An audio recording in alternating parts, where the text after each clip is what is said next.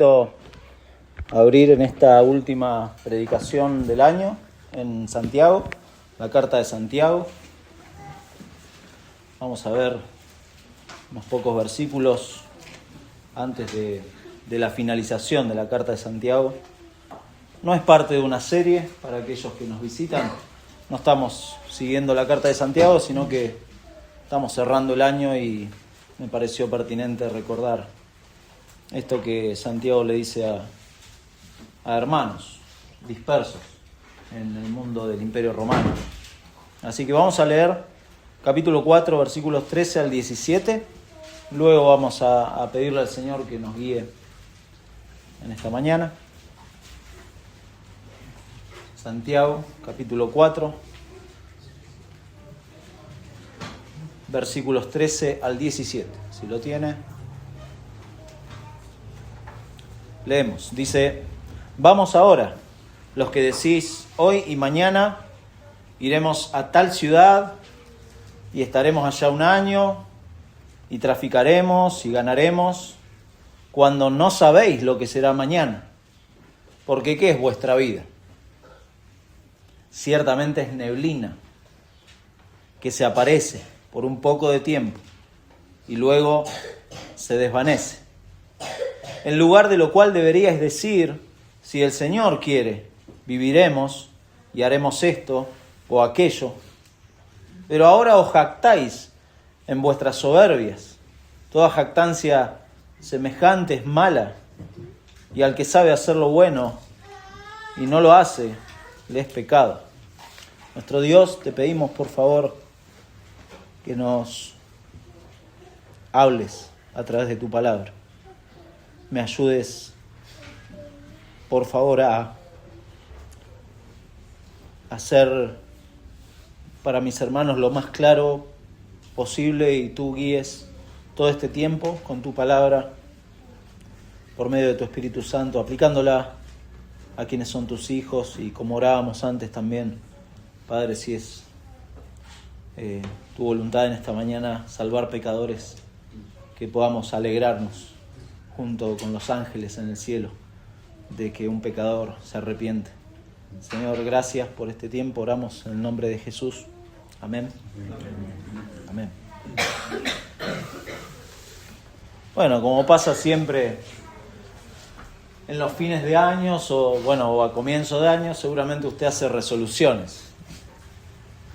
Y yo me imagino que muchas de las predicaciones de este domingo, en varios lugares, si usted nos visita a otra iglesia, tenga por seguro que se va a hablar de eso, o algo relacionado a las resoluciones de fin de año, o al balance que uno hace a fin de año.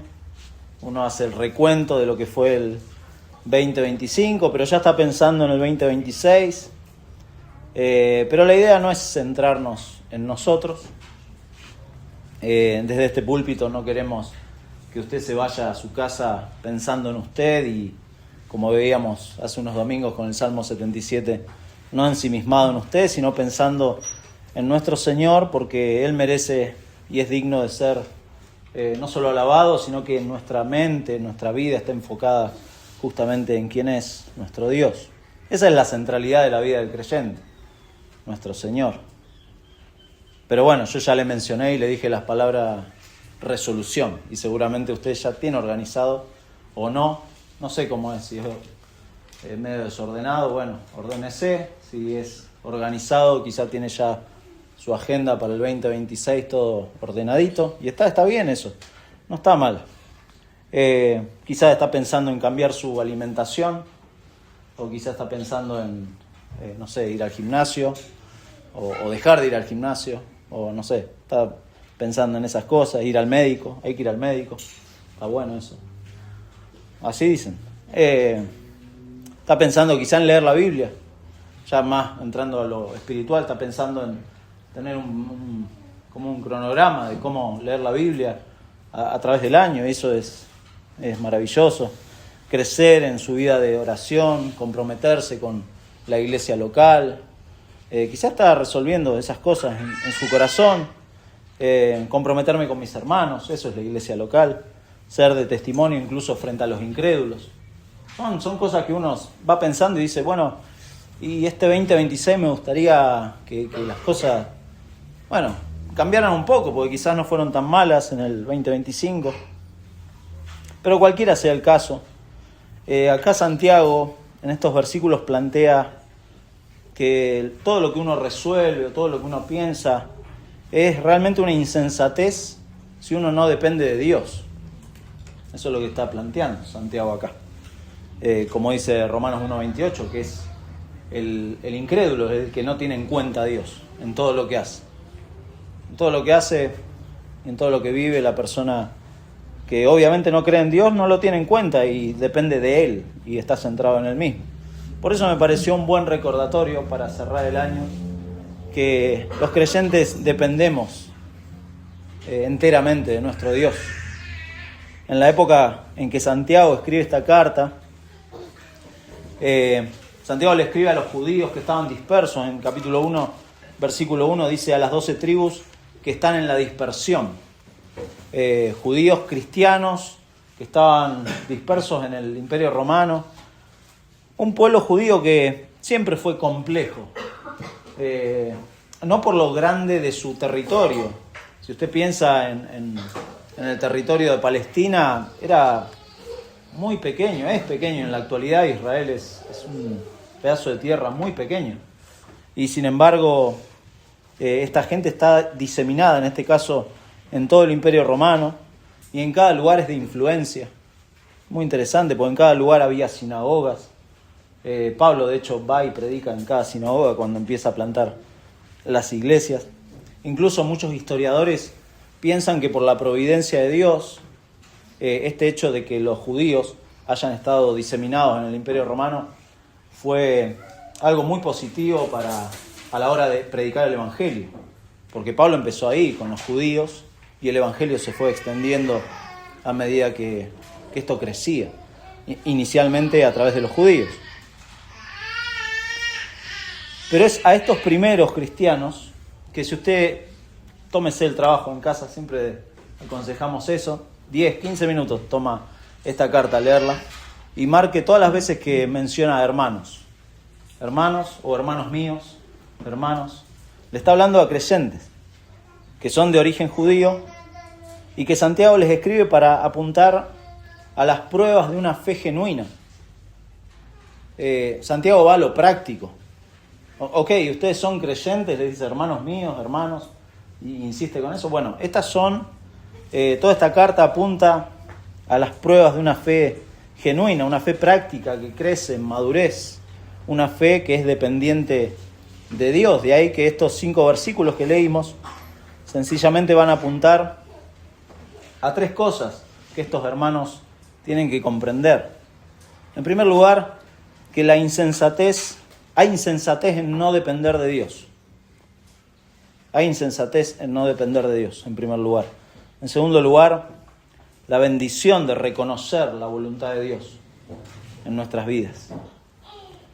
Hay una bendición de depender de Dios. Y en tercer lugar, el pecado de no obedecer y de jactarnos. De jactarnos de que, puedo vivir mi vida aislado de Dios, y Dios es un complemento de mi vida y no el centro de mi vida. Por eso, como idea, creemos que dependemos de Dios porque, como dice Santiago acá, somos como neblina. Dependemos de Dios porque somos como neblina. Veamos, en primer lugar, la insensatez de no depender de Dios, versículos 13 y 14. Acá Santiago arranca como con un grito, vamos ahora. Es un llamado de atención esto. Es una frase que llamativamente Santiago solamente la usa 2 veces, acá en versículo 13 y en versículo 1 de capítulo 5. Vamos ahora ricos, dice en capítulo 5. Es el único que usa esta frase y es un llamado de atención. Es como decirle, siempre se me viene en referencia de fútbol, no sé por qué. Es como decirle, vamos equipo, levántense, es una arenga, es eso, vamos ahora, le dice. Levántense, escuchen, oigan esto. ¿A quién se dirige este llamado de atención? Esta arenga que está haciendo Santiago. Bueno, dice ahí, a los que dicen, hoy y mañana iremos a tal ciudad y estaremos allá un año y traficaremos y ganaremos.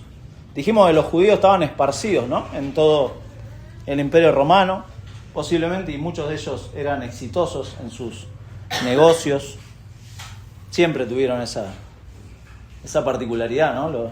El judío es como en sus negocios, es emprendedor. Diríamos acá en Argentina, son personas que realmente se rompen el lomo y son exitosos por eso, porque se rompieron el lomo. Pero esta gente, dice acá Santiago, son personas con una actitud particular. Fíjense, dicen son los que dicen, y esa frase, son los que dicen, está hablando de una actitud permanente. En el original diría, son los que están diciendo o los que están razonando de esta manera, son los que están llevando a cabo una planificación metódica. Lo están haciendo así y lo hacen todo como si Dios no existiera. Ese es el tema. Planifican su vida como si Dios no existiera. Viven habituados a hacer caso omiso de Dios y de la voluntad de Dios, porque realmente y de corazón no les interesa a Dios. Están centrados en ellos mismos. Y por eso dicen. Y este dicen es muy interesante porque habla de alguien que se habla a sí mismo. Los que dicen se hablan a sí mismos. Acá Santiago lo que condena es eso, que dejan de lado a Dios. No está diciendo que hacer negocios o planificar sea algo malo. No, nada de eso. No es malo. Sino el hecho de hacerlo sin tener en cuenta a Dios en absoluto. Ese es el problema. Sin tener en cuenta la voluntad de Dios en absoluto. No acordarse casualmente de Dios. No sé si le ha pasado hablar con alguien de su vida y de sus cosas y empieza a hablar de sus planificaciones, lo que tiene pensado, esto, aquello. Sí, por supuesto, si Dios quiere. Es como que hay una frase agregada ahí como para espiritualizar y decir, no, por supuesto, si el Señor lo permite. Pero me acordé a lo último. Acá las afirmaciones que estos hombres de negocios están haciendo, fíjese, contienen por lo menos 5 elementos o 5 afirmaciones que muestran la confianza en ellos mismos. Fíjese, en primer lugar, escogieron su propio tiempo, hoy y mañana. Hoy y mañana vamos a hacer esto. En segundo lugar, escogieron su propio lugar para hacer negocio. Dijeron, vamos a ir a tal ciudad. A tal ciudad. En tercer lugar, escogieron el tiempo que iban a pasar allí. Vamos a estar un año. Ese es el tiempo que vamos a estar ahí, un año. En cuarto lugar, escogieron su empresa, que era traficar, traficaremos. Traficaremos, bueno, en nuestro lenguaje uno ya piensa en que andan en malos negocios. No, la palabra habla simplemente de viajar a una región fuera de su país para comerciar. No es una palabra negativa. Pero en quinto lugar, se fijaron también una meta, que es ganar dinero, ganaremos. Santiago lo que está haciendo es condenar en todo esto la exclusión de Dios. Estoy dejando a un lado a Dios. Eso es lo que está Santiago diciendo. El hombre acá creyéndose que es eterno, hoy y mañana, que es omnisciente, que es omnipotente, que es invulnerable, que es autosuficiente. Eso está diciendo. Vamos ahora. Les llama la atención a este tipo de gente, que aparentemente, por lo que viene uno leyendo en Santiago, son todos hermanos en la misma iglesia. Pero aparentemente Santiago identifica personas, incluso en el capítulo 1 uno lo puede ver, personas que entraban a la iglesia y se da cuenta que Dios no es el centro de sus vidas. Un ejemplo muy similar lo vemos en Lucas. Quizás usted recuerda, Lucas capítulo 12, hay una parábola que Jesús habla y que está hablando del mismo principio, de las mismas verdades. Lucas capítulo 12, en versículo, del 13 al 15 da el contexto, pero vamos directamente al versículo 16 de Lucas 12, donde Jesús empieza a hablar de la parábola. Y dice, también le refirió una parábola diciendo, la heredad de un hombre rico había producido mucho. Y él pensaba dentro de sí diciendo, es la misma actitud de esta gente, pensaban dentro de sí, ¿qué haré? Porque no tengo dónde guardar mis frutos. Ya se había pasado el hombre, estaba una superproducción. Y dijo, esto haré, derribaré mis graneros y los edificaré mayores, y allí guardaré todos mis frutos y mis bienes, y diré a mi alma, alma, muchos bienes tienes guardado para muchos años. Esta gente en Santiago hablaba de un año, muchos años, muchos años. Repósate, come, bebe, regocíjate. Pero Dios le dijo, necio, esta noche vienen a pedirte tu alma, y lo que has provisto, ¿de quién será? Así es el que hace para sí tesoro y no es rico para con Dios. El que no tiene en cuenta a Dios. Mucha gente planifica de esta manera, como este hombre rico, o como estos que habla Santiago.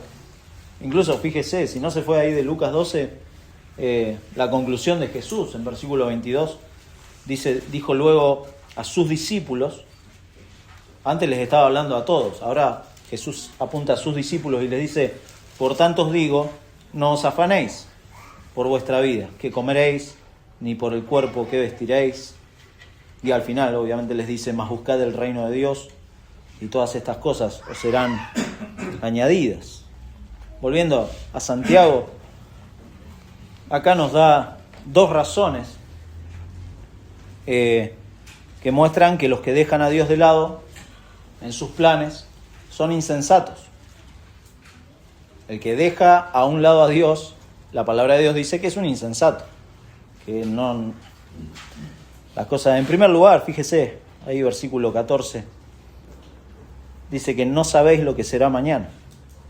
Esa es la primera evidencia de la insensatez. No sabes lo que va a ser mañana. Como el rico que leímos recién, esta gente no sabe nada acerca del futuro. De hecho, nadie sabe nada acerca del futuro. Y es una insensatez planificar cosas dejando a un lado a Dios y creyendo que soy un capo sabiéndome todo lo que el futuro depara. Dice Santiago acá, no. Ustedes no saben lo que va a ser mañana. Santiago está tomando ahí un proverbio, el 27. La vida, mi hermano, es compleja en las situaciones. Usted no sabe lo que va a ser mañana lunes, en absoluto. Usted no sabe, yo tampoco. O sea, confiamos en el Señor, que el Señor nos va a levantar, nos va a dar fuerzas para hacer lo que tengamos que hacer. Le pedimos al Señor, por favor, Señor, pero realmente no sabemos. La vida es compleja en situaciones, en eventos, en personas. La vida es muy compleja.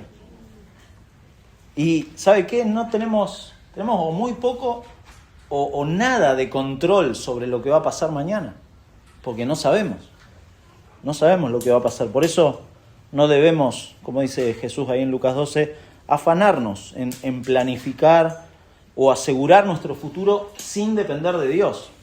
No estamos hablando de no planificar, no se tire, ¿viste? a no hacer nada y a... No, si está diciendo, si lo va a hacer, es Dios el que va a ordenar su vida. Dios es el que manda en su vida, en la vida del creyente. Por eso es una insensatez, no solo no depender de Dios, sino pensar que uno tiene el control del mañana. Eso lleva, obviamente, a la soberbia de uno. Pensar que puedo tener el control de todo. Hay soberbia en eso. Pero el cristiano, fíjese, tiene otra mirada. Hay un salmo. Hoy se leyó algunos salmos, pero el 37, como dijo mi hermano, todos los salmos son preciosos, pero hay algunos que son como favoritos de algunos. Calculo que Bueno, este puede traer tranquilidad a su corazón, como el mío.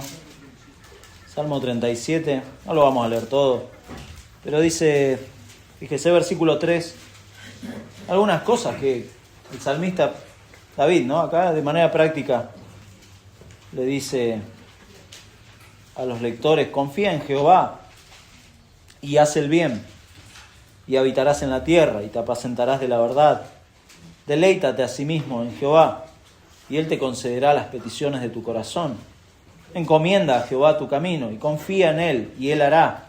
Exhibirá tu justicia como la luz y tu derecho como el mediodía. Guarda silencio ante Jehová y espera en Él. Cosas muy prácticas, ¿no? Confía en Jehová, deleítate en Jehová, encomienda a Jehová tu camino, guarda silencio ante Jehová. Proverbios capítulo 3 también, algo similar. Versículo 5 del capítulo 3 dice: fíate de Jehová de todo tu corazón. Fíate de Jehová de todo tu corazón y no te apoyes en tu propia prudencia. Reconócelo en todos tus caminos y Él enderezará tus veredas. No seas sabio en tu propia opinión, no seas cabezón. Teme a Jehová y apártate del mal. Teme a Jehová. Esa es la mirada del creyente. Tiene en cuenta a Dios, confía en el Señor, le reconoce en todos sus caminos. Esto es diario, ¿no? Es día a día, no es que es día a día. Y la segunda razón, la primera es que no sabe, ¿no? Lo que será mañana. La segunda razón es el tema de la brevedad de la vida, que Santiago, volviendo a Santiago, dice, versículo 14, la segunda parte: porque ¿qué es vuestra vida? Ciertamente es neblina, que se aparece por un poco de tiempo y luego se desvanece. Bueno, esa es la segunda razón, porque así de transitoria es la vida. No sé si lo sabía usted. Espero no pincharle el globo si le estoy diciendo que usted no es eterno. No, no sé, en Marvel, ni en Marvel hay personajes eternos, ¿se dio cuenta? Antes sí eran, ahora ya. Pero no somos eternos, no estamos. Es transitoria la vida. Y la persona que realmente entiende esto no va a hacer planes como si realmente uno fuera eterno. Los planes de uno incluso son... Sino que si va a hacer planes, va a levantar sus ojos a aquel que realmente controla la vida. Dios es el que controla la vida. Y si su vida es breve o se extiende, es porque Dios lo ha permitido. Él ha determinado los límites de nuestra habitación, ¿no? De nuestro lugar de vida. Él controla eso. Por eso, en vista de esta fragilidad de la vida, es insensato, obviamente, hacer planes y vivir sin considerar, vuelvo a decir, sin considerar a Dios en todo, ¿no? Sin depender de Dios. Hoy leíamos el Salmo 103, que habla en una parte ahí, versículos 15 y 16, de que el hombre es frágil, es como una planta que pasa el viento y chau, y se acabó. No sabemos lo que va a ser mañana, la vida es breve, por eso el ignorar estas cosas, no saber del futuro y la brevedad de la vida, deberían ser una señal de alerta, realmente, una señal de alerta a los que de forma insensata ignoran a Dios. Es una alerta, sea creyente o no. Obviamente el que no cree en Dios, el incrédulo, no tiene en cuenta a Dios. No pretenda o no le imponga ese fin. Es un mal consejo para un no creyente decirle: no, tenés que confiar en Dios. No confía en Dios, no lo tiene en cuenta. No le diga eso a un no creyente, porque no confía, pues su corazón es autosuficiente. No le diga eso, consejo de evangelización. Si le va a hablar a alguien, háblele de Cristo, pero no le diga: no, tenés que confiar en Dios, porque no lo tiene en cuenta. Pero ahora el creyente puede correr el peligro de que pasan los días o su rutina y necesita todos los días recordar que Dios es el Señor de su vida, todos los días. Por eso lo segundo es que es una bendición depender de Dios, que es lo que dice versículo 15. En lugar de lo cual deberías decir, si el Señor quiere, viviremos y haremos esto o aquello. Acá lo que está haciendo Santiago es presentar el aspecto positivo, ¿no? de esta parte. Esto es como el centro, la idea del pasaje de hoy está acá. Este es el centro. Y es el contraste, ¿no? De lo que vimos en los 2 primeros versículos. Los que decían, bueno, vamos a hacer de todo, que ignoraban la brevedad de la vida y lo que iba a ser mañana, deberían decir esto, si el Señor quiere. Aquellos tenían un ateísmo práctico, no tenían en cuenta a Dios. Ellos se creían su propio Dios.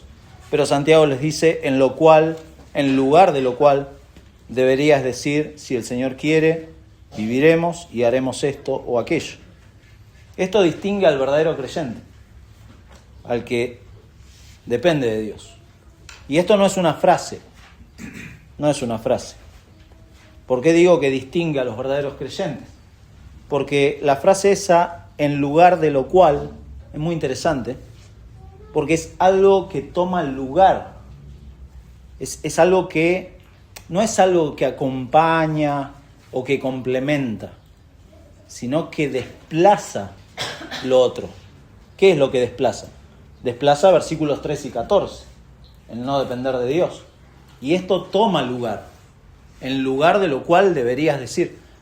O sea, para el cristiano, Dios no es un complemento o un adicional de su vida, no es una reunión semanal, no. Dios ha desplazado su vieja vida para el creyente. Y por eso, en lugar de lo cual el creyente reconoce al Señor, que es el que nos da vida y es el que nos permite hacer todo lo que hacemos, en lugar de lo cual toma el lugar, no es que acompaña, desplaza la actitud incrédula de no depender de Dios. Claro, mientras usted está en el trono de su vida y no depende de nadie y piensa que es autosuficiente, tampoco Dios va a ser suficiente para su vida. Usted está satisfecho con usted mismo y usted está bien. Y añade a su vida algo interesante y curioso, que es venir a una reunión cristiana. ¿Se da cuenta a dónde quiero ir? Usted es dependiente de usted mismo, si usted tiene la actitud de versículos 13 y 14. Pero el creyente dice no, el creyente ha desplazado, el Señor ha desplazado esa actitud. Y el creyente, que como dice Juan 15, ¿no? Que es un pedazo de rama seco, muerto espiritualmente, ha sido unido a la vid verdadera. Y ahora tiene vida. Y recuerda, Juan 15, lo que dice. Jesús concluyendo dice, separados de mí, no pueden hacer nada. Ese es el punto de acá de Santiago también. Si el Señor quiere. ¿Por qué? Porque dependemos del Señor. Dios es soberano y aquí está la evidencia práctica de la soberanía de Dios en nuestra vida. Es mucho más que decir, bueno, no es una frase, una fórmula o un mantra. Bueno, si el Señor quiere. No. El decir es lo mismo que decían los de versículos 13 y 14. Estos decían en su corazón, razonaban, planificaban, separados de Dios. Y ahora este creyente debería decir también como algo que realmente ha cambiado su vida. Es más que palabras, es algo que está grabado en el corazón y es la confianza del creyente. El verbo, acá un paréntesis técnico, el verbo decir está en infinitivo y eso habla de que es algo permanente, constante, no son frases casuales. No son frases casuales. No es que de vez en cuando digo, bueno, si el Señor quiere, o Dios mediante, o la frase que sea. No. es parte de lo que realmente mi corazón está diciendo, porque dependo de Dios, porque entiendo que esto es lo que el Señor quiere. Dependo de Él. No es casual depender de Dios, es permanente. Sean en bendiciones, porque uno puede estar pasando por un buen tiempo, bendiciones, un tiempo de bonanza, en donde está todo, o en tiempo de prueba. En todo dependemos de Dios, porque entendemos que así Dios lo ha querido. Por eso dice, si el Señor quiere, viviremos, dice. O sea, el creyente está vivo, el incrédulo también, pero el incrédulo lo ignora. Pero el creyente está vivo porque el Señor quiere. Y hace esto o aquello porque el Señor quiere.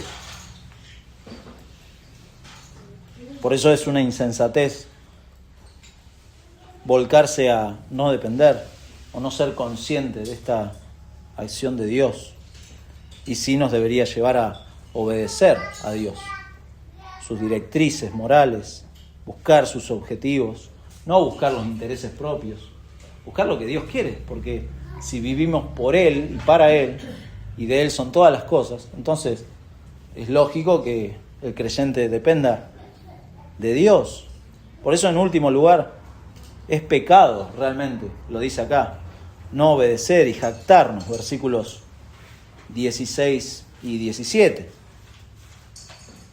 Porque una cosa es omitir o no saber realmente, quizá por ignorancia uno deja a un lado la voluntad de Dios. Pero acá se pone más dura la cosa. Acá Santiago es como que está empezando a levantar temperatura, diríamos. Porque acá habla del rechazo con arrogancia. Las palabras son fuertes, las que usa Santiago. Dice, pero ahora os jactáis en vuestras soberbias. La Biblia de las Américas usa arrogancia. La Nueva Traducción Viviente usa alarde. La NBI usa fanfarronería. Y todas esas complementan a esta palabra soberbia. Porque así se maneja. El que es soberbio se maneja con alarde, con arrogancia. Se lleva el mundo por delante. No se usa más, ¿no? La palabra fanfarrón. Antes se usaba mucho. Ahora no sé. Los jóvenes quizás me pueden... No se usa más, ¿no? Fanfarrón. ¿Qué fanfarrón? Decimos. Bueno, el término habla de un falso orgullo. Ese es. Un falso orgullo, algo vacío. Es ostentar. Ostentar algo que no se es, ni se tiene, ni puede obtener. Son las apariencias. El mundo se mueve por apariencia. El mundo se mueve así, por cómo uno se ve, por cómo uno... Por eso el consumismo, ¿no? El consumismo ha logrado eso, moverse en los ámbitos en donde la gente se mueve por apariencia. Y es interesante porque esta palabra soberbia es la misma palabra que usa Juan en 1 Juan 2, cuando habla de que no amemos el mundo ni las cosas que están en el mundo, sino que el que ama el mundo está en la vanagloria de la vida, usa la palabra vanagloria, y es la misma palabra de soberbia, o sea, cosas vacías de este mundo. Los que niegan esta dependencia de Dios tienen esta soberbia, ignoran el futuro, ignoran lo frágil que es su vida. Ahora, cuando les viene algo, ¿se ha dado cuenta de eso? Les viene algo en su vida, algo repentino, que no lo esperaban. Ay, sí, se acuerdan de Dios, o le echan la culpa a Dios, en el peor de los casos. Y se endurecen aún más contra Dios. Y pasa eso. Por eso Santiago dice, y está finalizando, diciendo que toda jactancia semejante, o sea, esto de ser vacío, arrogante, necio, es malo. Es malo. Quienes rechazan de esta forma a Dios están haciendo algo malo. Y la palabra que usa para malo es la misma palabra que usa muchas veces el Nuevo Testamento para hablar de la característica de Satanás, el malvado o el maligno. Entonces, la actitud de rechazar a Dios, y lo ha dicho Santiago antes, fíjese, capítulo 3, versículo 13, ¿quién es sabio y entendido entre vosotros? Muestre por la buena conducta sus obras en sabia mansedumbre. Pero si tenéis celos amargos y contención en vuestro corazón, no os jactéis ni mintáis contra la verdad. porque esta sabiduría no es la que desciende de lo alto, no es la de Dios, sino la terrenal, animal, diabólica. Es la actitud mala de alguien que no tiene en cuenta a Dios. Y por eso finaliza acá Santiago diciendo, y usa una especie de proverbios para esa época: al que sabe hacer lo bueno y no lo hace, le es pecado. Ahora saben esto, dice Santiago, saben todo esto, conocen la voluntad de Dios, saben lo que es bueno, saben que es bueno depender de Dios y que es algo natural que el cristiano debería tener, depender de Dios. Entonces hágalo, dice Santiago, dependa de Dios, no ignore a Dios en su vida. No se piense que es el campeón de todo y que la tiene re clara en todo. No, dependa de Dios, porque Dios es el que sabe. Dios es el que sabe lo que va a pasar mañana. Dios es el que sabe cuándo se termina su vida. Entonces dependa de Él. Dependa de Dios. Porque el que sabe hacer lo bueno y no lo hace, le es pecado. No ignore a Dios. Hacer lo bueno en este contexto es hacer lo que Dios quiere que hagamos, que es depender de Él. Y usted me puede decir, bueno, pero muchos incrédulos hacen cosas buenas. Sí, al ojo humano son cosas buenas, pero a los ojos de Dios no son más que, como dice Isaías, trapos de inmundicia. No son más que eso. Pero en los creyentes, usted dice, bueno, pero el creyente no tiene ahora trapos de inmundicia. ¿Sabe que sí? Pues muchas veces hacemos cosas no buscando la gloria de Dios, ignorando a Dios o ignorando su voluntad. Pablo le escribe a los Corintios y dice, eso es madera, es heno o es hojarasca que se va a quemar, porque no tiene valor, no tiene ningún valor, no es bueno. ¿Qué es bueno en el contexto de Santiago? Depender de Dios, depender de Dios, eso es lo bueno y es algo diario. Es algo diario. Pero si no busco agradarle en lo que hago, eso no es bueno, es malo. Es malo. O sea, no solamente es malo en el concepto que nosotros entendemos malo, sino que es malo al nivel satánico, a ese nivel. Es muy malo. Es muy malo. ¿Qué son cosas buenas delante de Dios? Bueno, Santiago habla mucho. Lea toda la carta de Santiago, se va a dar cuenta y marque aquellas cosas buenas que aconseja Santiago a estos hermanos permanentemente, muy, muy práctico. Parece un libro de proverbios, Santiago. Pero ahora está teniendo oportunidad de hacer estas cosas buenas y no las hace. Bueno, ahí Santiago nos da la respuesta, que es pecado. Negarme a hacer algo que yo sé que es bueno. Es pecado. Está priorizando cosas que no son buenas en su vida. Bueno, eso es pecado. Hay que definirlo como la Biblia lo dice. Bueno, pero lo que yo hago no es necesariamente pecaminoso. Puede ser un pasatiempo, puede ser, no sé, alguna relación de amistad. No es pecaminoso.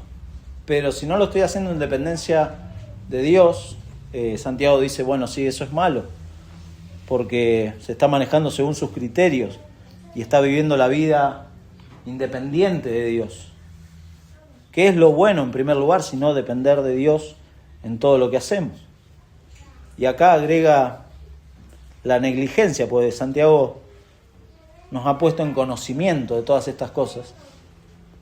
Y la carta está llena de imperativos, de exhortaciones a hacer el bien. Y entonces no hay excusa. O sea, no hacerlo es negligente de mi parte. Pero está ahí en la palabra. Y es para los creyentes. No hay excusa. No hacer todo esto, dice Santiago acá, es pecado. ¿Qué es lo que está haciendo Santiago? ¿Qué es lo que quiere Santiago lograr en estos hermanos? Es que crezcan en madurez. Por eso habla de una fe sin obras, es muerta. Porque quiere que crezcan en una fe práctica, activa. A una madurez. del creyente cuando, dependiendo de Dios, se esfuerza en obedecer las cosas que hemos visto hoy, pero que se pueden ver en todas las cartas. Y algunas cosas que Santiago dice en esta carta y que estos hermanos conocieron, nos sirven a nosotros para hacer como un cierre práctico, para pensar qué es lo bueno para Santiago. Si usted está notando, en primer lugar, el cristiano debe permanecer firme, con confianza en la palabra de Dios, aún en medio de las pruebas y tentaciones. Eso es lo que dice en capítulo 1, de versículo 21 al 25. El cristiano permanece firme, confía en la palabra de Dios, más allá de las circunstancias. Más allá de las circunstancias. El cristiano debe servir con compasión a sus hermanos, sin favoritismo ni prejuicios, sino con fe práctica. Eso es lo que dice capítulo 2, cuando habla de la parcialidad que había dentro de las iglesias en este tiempo. No hay favoritismo, no hay prejuicios, sino que hay una fe práctica. El cristiano debe hablar cuidadosamente, debe hablar con cuidado, debe usar su lengua con cuidado, controlada y sabiamente, y tiene que tener un pensamiento cultivado en la palabra de Dios. Capítulo 3 dice eso, controlar la lengua, no andar murmurando.